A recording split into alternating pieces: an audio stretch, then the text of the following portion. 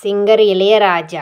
ఆయన అసలు పేరు జ్ఞానదేశికన్. ఆయన 1943 జూన్ 2 తమిళ రాష్ట్రంలో కన్నెపురం అనే గ్రామంలో ఒక పేద కుటుంబంలో రామస్వామి, చిన్నతాయమ్మ అనే దంపతులకు మూడో కుమారునిగా జన్మించాడు. వ్యవసాయక ప్రాంతంలో పెరగటం వల్ల పొలాల్లో రైతులు పాడుకునే పాటల్లో జానపద సంగీత పరిచయం కలిగింది. అతనిలో సంగీత జ్ఞానం అతని 14వ ఏట బయటపడింది.